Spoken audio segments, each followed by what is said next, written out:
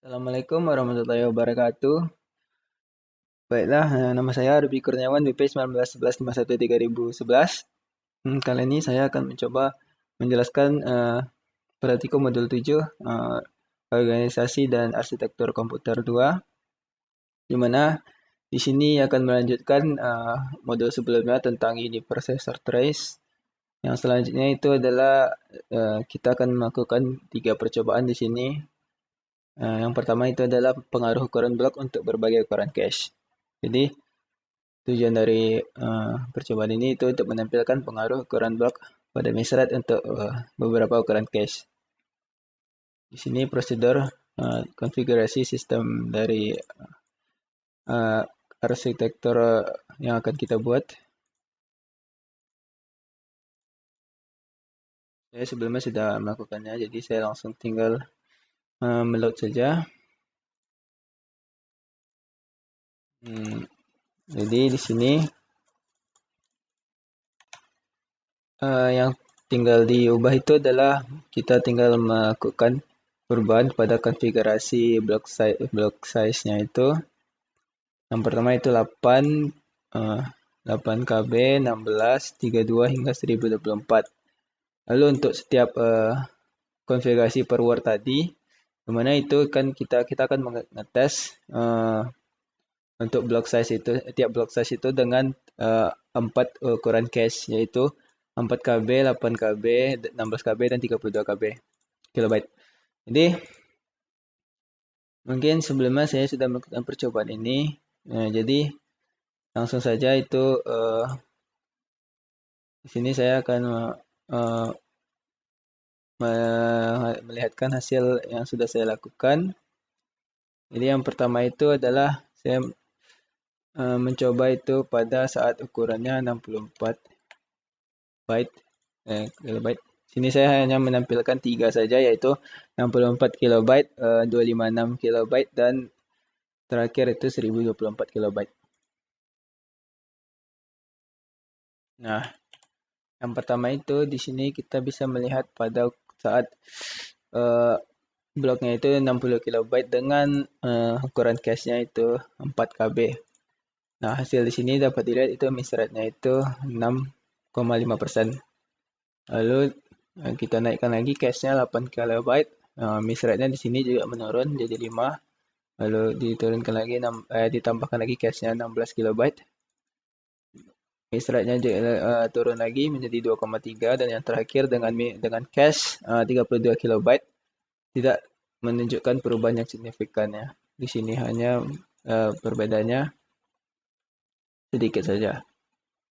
Sebelumnya itu saya menggunakan di sini memory trace-nya adalah IR. Seperti lihat itu pada percobaan menggunakan memory trace IR.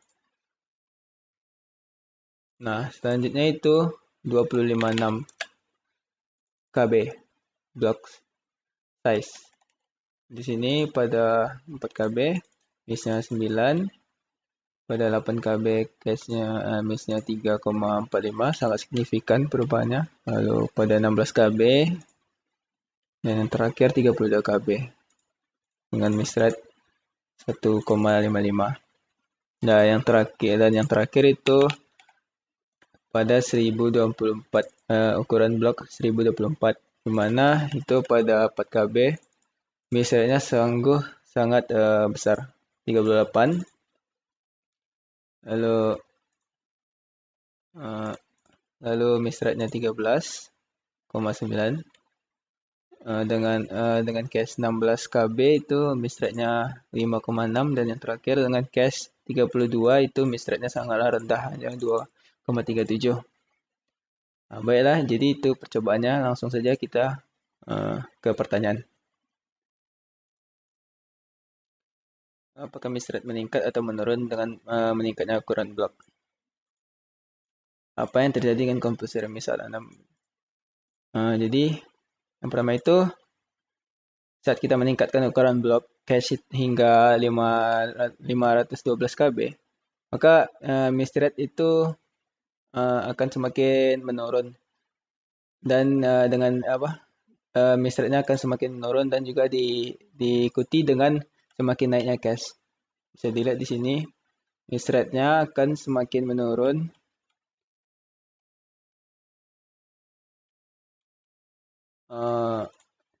pada 512 ya, 256. Nah, di sini miss rate-nya 9 3 2 1. Dia akan semakin menurun sesuai dengan ukuran cache dan ukuran blok. Jadi bisa dilihat itu pada percobaan ini semakin menurun miss rate-nya sesuai dengan ukuran blok dan tapi dia juga mengikuti ukuran cache, di mana semakin besar ukuran cache maka akan semakin turun juga miss rate-nya. Lalu apa yang terjadi dengan compulsory miss saat Anda memperbesar ukuran blok? Jadi untuk saat memperbesar ukuran blok dapat dilihat itu pada saat ukuran bloknya itu 1024 dengan cache yang sangat kecil itu miss rate-nya sangatlah besar di sini, yaitu 38%. Nah, jadi di sini terjadi itu ada yang namanya adalah pollution point, di mana pada saat cache-nya itu block size dengan cache yang besar itu di atas 1512 di sini dapat dilihat 1024, lalu di atasnya itu 2048 dan seterusnya.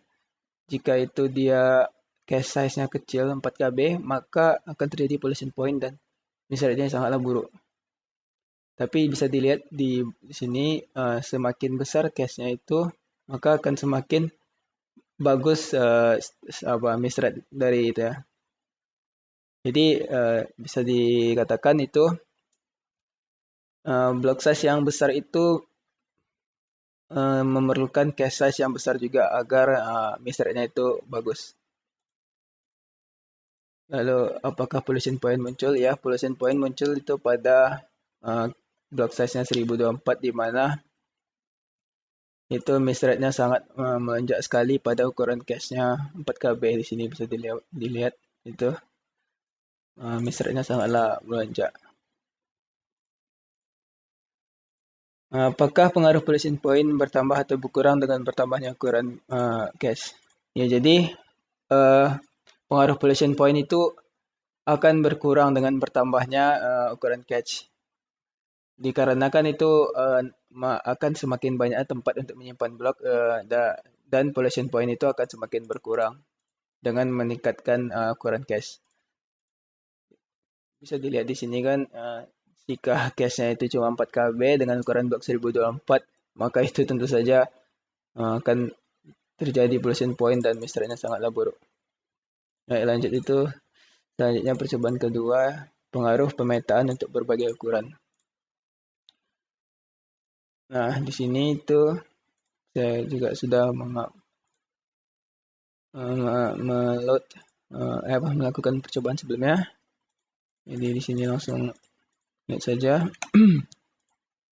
Nah, konfigurasinya di sini masih sama sebelumnya, tapi di sini word batch-nya 32, words by block-nya 64, block memorinya itu 4000. Nah, di sini kita akan menggunakan konfigurasi direct, set associative, direct, two-way, four-way, eight-way, dan fully associative. Nah, untuk menentukan two-way, four-way, dan eight-way itu, di sini ada rumusnya di mana number of ways sama dengan number of block in cache dibagi dengan number of cache sets. Nah, dan di sini kita akan melakukan konfigurasi pemetaan tiap konfigurasi ini, direct, two-way, hingga fully associative ini pada tiap ukuran cache, yaitu 4KB, 8, 16, dan 32 cache dengan menggunakan memory trace air. Nah, jadi saya juga sudah melakukan percobaannya sebelumnya di sini. Dan saya di sini saya dilihat itu pada saat direct miss rate-nya direct dengan ukuran 4 4 KB cash, cashnya 4 KB itu 12,34%. Lalu saat cashnya dinaikkan, dia menurun lagi misalnya 7, 16, cashnya 16, menurun lagi 5%, hingga yang terakhir cashnya 32 kilobyte, misalnya hanya menurun hingga 4%. Nah, lalu di sini ada juga saya yang two way. Nah, di sini miss rate-nya 8, yang pertama pada ukuran cache 4, lalu menurun lagi 6,7, menurun lagi 3,8%, hingga yang terakhir miss rate-nya pada 30 cache 33 KB itu 2,8. Lalu ada 4-way di sini, miss rate-nya 6,6,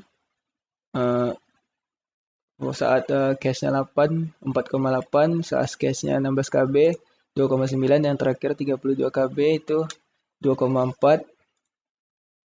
Lalu ada 8-way, miss rate-nya pada 4 KB itu langsung signifikan ya, miss rate-nya sudah 2,3%. Untuk 8 di sini terjadi miss rate-nya itu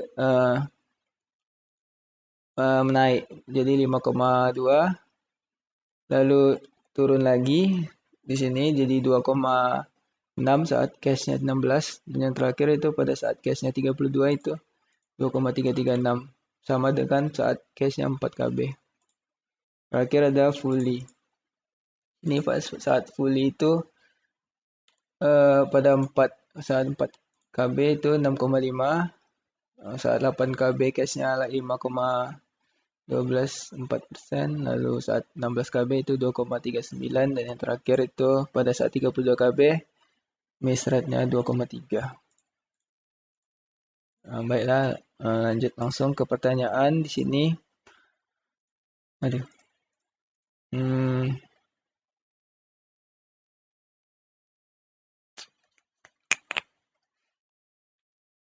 Nah, apakah miss rate meningkat atau menurun dengan meningkatnya associativity? Jadi di sini miss rate-nya itu bisa dilihat tadi dari hasil-hasil percobaannya itu akan menurun dengan meningkatnya associativity, di mana itu akan terjadi peningkatan setiap associativity itu dilakukan, dan semakin meningkat juga ukuran cache-nya, maka akan semakin turun juga, walaupun tidak terlalu signifikan miss rate-nya menurun nih miss rate-nya. Tapi tadi bisa dilihat pada saat percobaan dengan cache 8 KB itu pada 4-way dan 8-way itu miss rate-nya itu terjadi kenaikan. Yang dimana itu pada saat 4-way dan 8-way tadi itu terjadi kenaikan pada miss rate-nya. 8-way pada saat di sini jadi terjadi kenaikan. Nah, itu mungkin dikarenakan semakin meningkatnya accessibility, maka jumlah box yang disalin ke cache itu menjadi semakin besar, dan di mana akan terjadi semakin kecilnya terjadi konflik. Lalu apa yang terjadi dengan konflik miss ketika Anda memperbesar nilai asosiatif? Nah, konflik tentu saja semakin kita memperbesar nilai asosiatif itu konflik miss akan semakin berkurang saat kita memperbesar nilai asosiatifnya. Lalu apakah pengaruh tingkat asosiatif meningkat atau menurun dengan meningkatnya ukuran cache? Pengaruh tingkat asosiatif itu akan semakin menurun saat meningkatnya ukuran cache. Nah, di sini sebenarnya ada tabel diagramnya. Di sini bisa dilihat itu pada saat direct dengan ukuran 4 KB, lalu ada pada saat 2-way, 4-way, 8-way, dan full associative. Nah, jadi di sini bisa dilihat itu pada semakin tingginya diberikan nilai cache, maka akan semakin turun miss rate-nya. Jadi konflik miss itu akan terjadi semakin sedikit karena semakin besar ukuran cache-nya itu. Simpulannya, apakah peningkatan asosiatif meningkatkan kinerja sistem? Iya, tentu saja ini meningkatkan kinerja sistem dan karena dia menurunkan miss rate-nya dan secara umum memanakah merupakan langkah dengan lebih banyak manfaat. Dari percobaan tadi itu dapat dilihat itu dari paling banyak itu adalah dari direct ke two-way, yang dimana itu menunjukkan perbedaan miss rate yang sangat signifikan pada miss rate-nya. Baiklah, selanjutnya itu percobaan ketiga, di mana itu pengaruh replacement policy mapping. Apakah pengaruh replacement policy pada miss rate? Nah, saya langsung ngelot lagi. Nah, sini konfigurasinya masih sama pada multiprocessor. Yang berbeda di sini pada main memory, di mana itu word bits-nya 16, word by blocks-nya 16, blocks in memorinya itu 8000.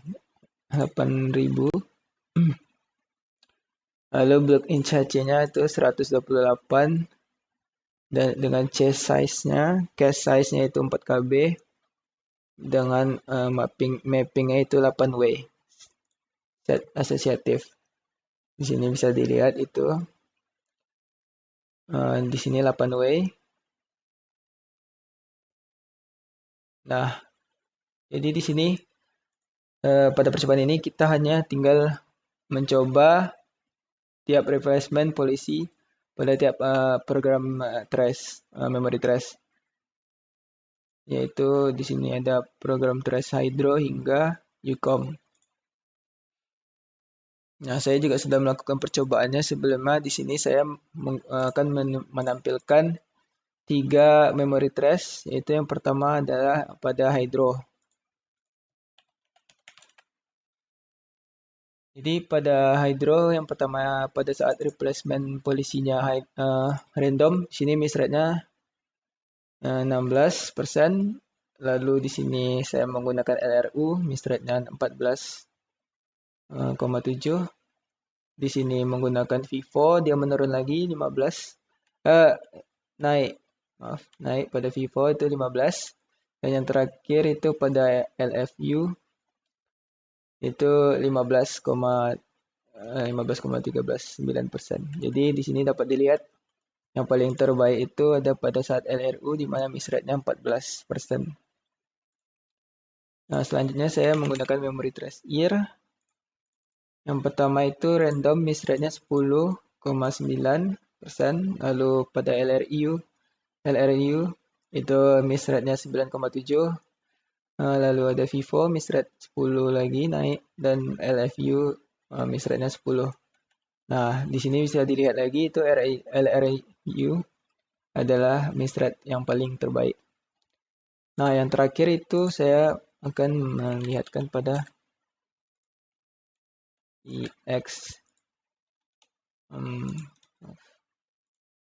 CEXP. Nah, pada CEXP itu miss rate bisa dibilang kan memory trace yang program lokalitas terbaik di mana dengan miss rate yang paling rendah. Jadi pada saat random itu miss rate-nya 0,825%.